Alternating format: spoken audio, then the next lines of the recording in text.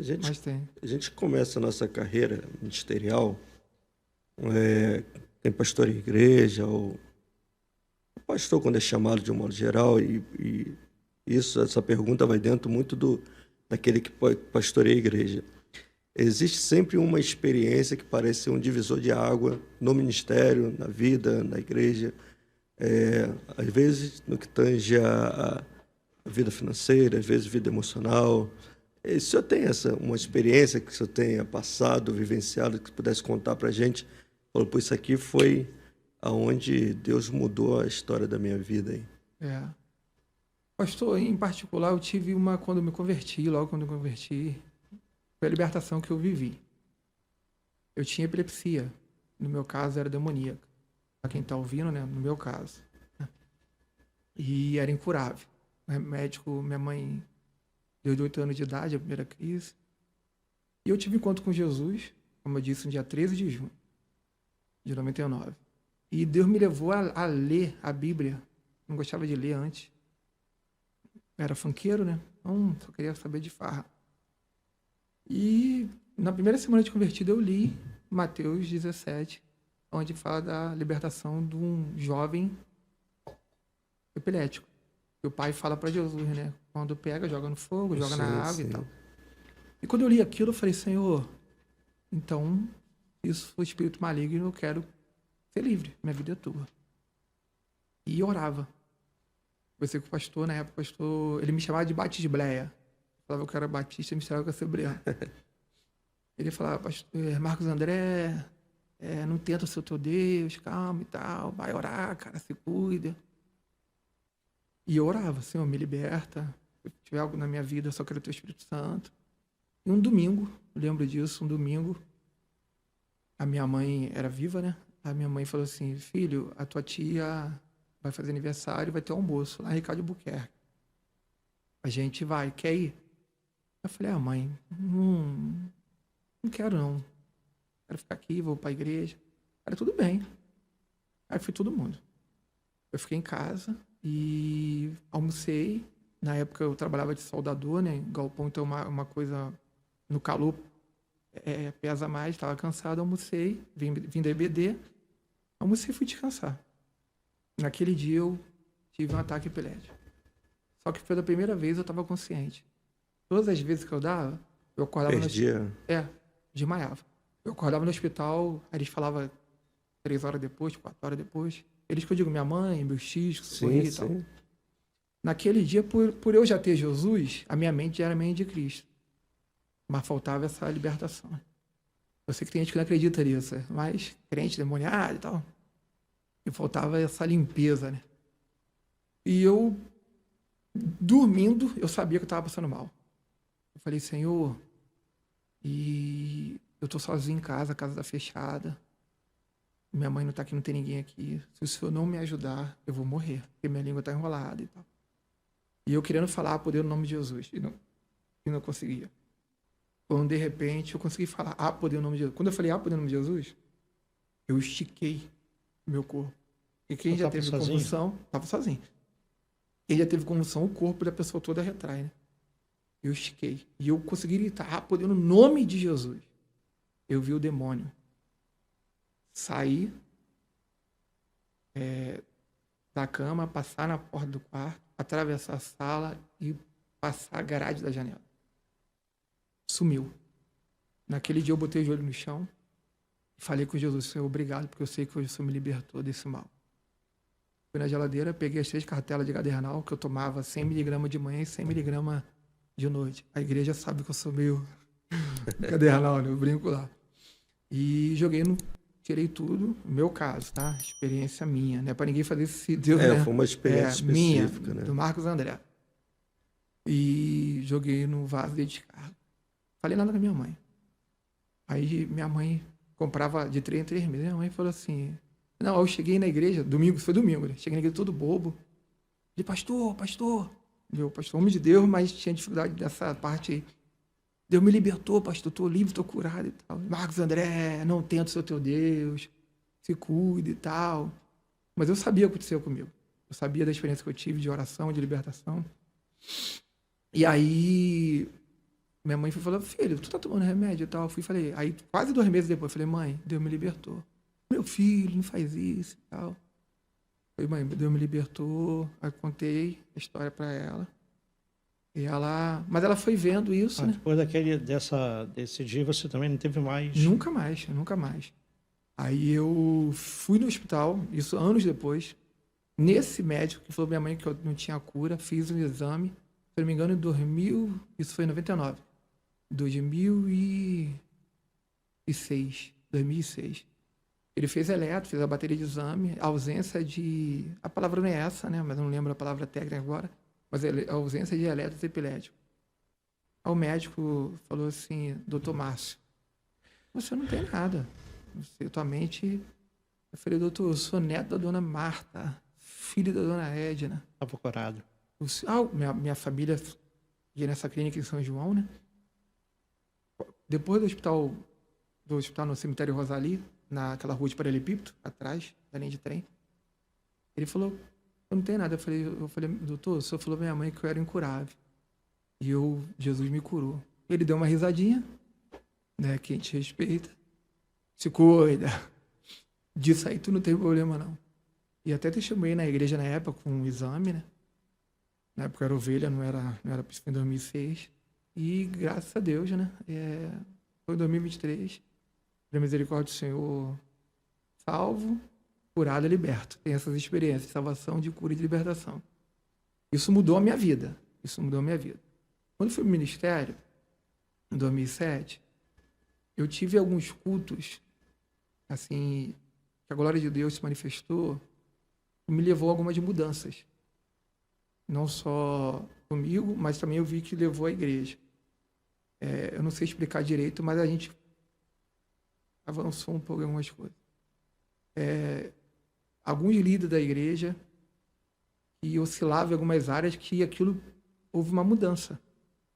Houve um culto assim da glória de Deus alcançar, de muita gente chorar, se ajoelhar, pedir perdão. Não sei de quê, mas eles, no momento deles lá, e falar, pastor, eu não sei explicar, mas eu senti algo muito forte dentro de mim. E aquelas ovelhas passaram a ser ovelhas diferentes. Mais maduras, menos emocionais, mais sadias e, graças a Deus, mais comprometidas. Isso foi acontecendo. Não é sempre, mas aconteceu isso. Nesses 16 anos, eu tive umas 4 experiências em culto. Uma, a gente trabalha com encontro com Deus, retiro espiritual encontro com Deus. O primeiro encontro com Deus eu levei à igreja, a liderança. E assim, a gente teve cura interior, pessoas que teve... Porque pai que abandonou cedo, né? Sim, sim. Infelizmente, algumas que foram violentadas, aí no caso mulheres. Traumas, né? E assim, tanto na adoração, mas principalmente na ministração depois da palavra. E assim, Deus tratando. E é onde a gente viu que a igreja foi mudando, foi avançando. Porque às vezes as pessoas mudam por ingratidão, né? Aí costuma mudar para pior, se fecha, se bloqueia. Não vou fazer mais porque fulano. Mas assim, tem gente que muda pela glória, né? A gente tivemos isso. Recentemente agora, a gente tem na igreja um trabalho chamado Semana da Colheita. A gente faz uma vez no ano. Costuma ser nas férias. Esse ano foi em setembro, final de agosto, início de setembro. E convidado de outros pastores de fora, né? Convidado. É uma semana. Mas assim, nesse tempo que eu estou lá na igreja, foi a melhor semana da colheita para mim. Assim, Deus confirmou muita coisa. Através dos pastores que vieram pregar de fora. Coisas que Deus falou comigo, em particular com a minha esposa, em particular coisas que a gente tem orado há um tempo. E alguns membros da igreja, alguns líderes, falaram, pastor, tem sido muito bom. É uma atmosfera que muda, né? Algumas coisas acontecem. Então, assim, que a explicação para quem não viveu, mas quem viveu entende isso. Mas teve essas mudanças. A gente vê que são momentos que Deus leva a igreja a um patamar, né? A um degrau maior. E tu vê que as pessoas... Assim como tem gente que não muda, fulano não muda, né? Não cresce. Eu vejo pessoas tendo esse crescimento e tu vê, né? A própria igreja, não, pastor, Eu posso contar com, se o senhor não tiver, tem esse líder, tem essa líder.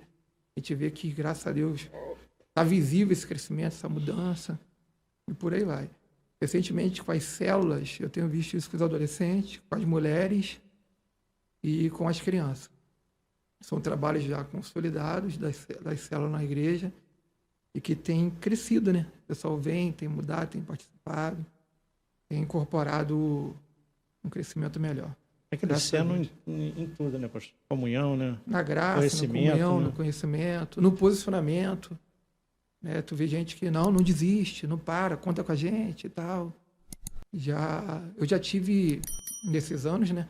Eu já tive gente, pô, pastor, vou parar, líder, vou parar, vou entregar o ministério, bota outro. É ruim, tu entende, né? É ruim porque tu zera, né? Tu tem que fazer de novo. Tu tem que preparar o outro. Uns que saem da igreja, faz parte, isso aí não é só minha realidade, praticamente todas as igrejas. Quem pastoreia mais de 5 anos vive essas oscilações. Mas aí tu vê pessoas crescendo, não. A conversa é outra. Não, vamos parar, vamos continuar, vai dar tudo certo. Isso é bênção. Graças a Deus, isso é bênção. Maravilha. A gente percebe que o pastor tem um chamado na área de libertação, né? Experiências também concernente no que tange a manifestação do Espírito Santo, os dons do Espírito Santo. E eu queria fazer um apelo ao pessoal que está assistindo a gente, né? Na verdade, abrir uma oportunidade para você colocar o seu pedido de oração para a gente orar por essas pessoas. Amém. O que você acha, pastor? Amém. A gente orar pelas casas, pelas famílias aí que estão nos assistindo agora. A gente a gente percebe, o pastor Marcos, que algumas, no longo da caminhada, que algumas pessoas encontram força até para ir num culto, ir na igreja e ali recebem a libertação, e ali recebem o milagre, mas a gente também vê muitas famílias que ficam dentro de casa sofrendo, né? É verdade. Passando por dificuldade, passando por lutas, vivenciando dramas. E esse apelo, de repente, é para você que está nos assistindo e que, de repente, está no seio da sua casa ou conhece alguém. Vamos abrir aqui também, a gente conhece, à luz da Bíblia, o poder da intercessão, né? Você ser canal de Deus para a vida de alguém, mesmo com as pessoas longe, no hospital, no leito de dor, a gente percebe, à luz da Bíblia, que o Senhor é poderoso, atendia as orações daqueles que estavam se colocando à disposição. E eu quero abrir para você, colocar aí seu pedido de oração, o pedido por uma família que você conhece, alguém que está sofrendo, né, ou sofrendo nas mãos dos espíritos malignos, sofrendo com enfermidades, sofrendo com diversas adversidades. A gente queria abrir para você, né, pastor, para a gente estar orando. O que você acha? A gente levantar um clamor aí, ministrar a bênção. Deus é Deus de perto e é Deus de longe. Já disse o profeta, né? Para Deus não há barreira, não há fronteira. Eu tive experiência de libertação por telefone, só longe, né? E não tinha como. De madrugada, pastor, fulano tá endemoniado, bota o telefone, vamos orar. E logo depois, graças a Deus, pastor, saiu, tá bem. Assim, Deus faz. A gente tem limitações, Deus não. E a oração pode muito ser feita. A oração do justo pode muito ser feita. Inclusive, é feita de liberdade, né? De libertação. Uma palavra para essa galera que está em guerra, né? Está em batalha, ou alguém da família está em batalha. Primeiro é crer que Jesus é maior. Né? Que Jesus é infinitamente maior. Para isso manifestou o Filho de Deus, para destruir as obras do diabo. E é verdade, destrói mesmo. Exatamente. E segundo, se libertar um pouco de Hollywood, né? Eu conheço pessoas, quem já viu Exorcista, né? E a menina vira. Gente, isso é mentira. A pessoa tem pavor, né? Tem medo. A gente sabe que tem muita coisa. Eu já vi libertação, a pessoa vomitar alfinete, vidro, mas na hora de virar o pescoço, a pessoa também tem esse pânico. Maior é Jesus. E querer ser liberto. Eu quero ser liberto. Não porque uma coisa, eu sei que eu tenho que ser liberto. Outra coisa, eu quero ser liberto. É diferente. Eu ter consciência que eu tenho que ser liberto. Agora, eu querer ser liberto. Jesus perguntou, o que queres que te faça? Ele perguntou. Então, tem que querer. E quem passa por libertação tem que aprender a ser reeducado. Tem que aprender a mudar o hábito. Mudar lugares, pessoas e hábitos. Né? Hábitos. Então, assim, e Deus vai mudar isso. E com certeza muda. Jesus muda mesmo. E congregar, né? Caminhar. Caminhar, né? Procurar uma casa de oração, uma família espiritual, uma igreja, estar debaixo de uma cobertura espiritual. E uma igreja bíblica. E caminhar. Caminhar firme, porque Jesus chamou a gente para... Não é para um momento e nem para uma benção. É para uma vida. Né? Caminhar com o Senhor. Ter vida com Ele. E caminhar até para que a casa seja preenchida, né? Com certeza. Porque o espírito sai e ele vaga, e se voltar a encontrar vazia, Ser então discipulado, você precisa preencher, e principalmente preencher com a palavra de Deus, com uma vida Pastor, cristã. Jesus, uma coisa que quando a gente dá andamento à pessoa que passou pela libertação, eu gosto de trabalhar muito esse texto que Jesus falou assim: um povo que estava sentado em trevas viu uma grande luz. Beleza, luz. Estava sentado em trevas. Nos mostra uma posição acomodada. Estava em trevas e assentado. A gente se acostuma com isso. Né? Se acostuma. Eu já ouvi pessoas falar: não, eu vejo coisas ruins em casa, e aí? Já estou acostumado. Falei: não tem que se acostumar com isso. Tem que se acostumar a ouvir a voz de Deus, de ter experiência com o Espírito Santo, ouvir a voz de Jesus. Jesus falou que as minhas ovelhas conhecem a minha voz, ouve, né, escuta e segue. Essas outras coisas você tem que lutar. Deus não me fez para isso. Então a pessoa tem que ter um choque de realidade, né? Pô, peraí, que vida é essa? Por que eu estou aceitando isso? E buscar o Senhor, né? Para ser livre. E aí, nessa mudança de hábito, nessa reeducação, é fechar as brechas. Né? Fechar as brechas. Se libertar também de ideias erradas, né? Tem gente que fala assim: tu tem problema com perdão? Tenho. Tem que perdoar. Quem perdoa é Deus, pastor. Quem sou eu perdoar? Tu é a coroa da criação. Tu é uma pessoa que deve perdoar. Aí a gente vai para a Bíblia, a oração do Pai Nosso. Mateus capítulo 6, a partir do verso do 9 ao 13, Jesus fala, né? Pai, perdoa nossas dívidas, assim como nós temos perdoado. Então a gente perdoa, sim. Verdade. E por aí vai. Porque tem gente que tem essas frases prontas do mundo: quem perdoa é Deus. Na verdade, quem fala isso é porque não quer perdoar, né? Aí transfere.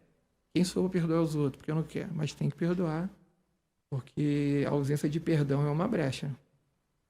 É uma brecha também. Certa vez a gente estava fazendo uma visita, e eu não era pastor, não. Na época já era crente de Jesus.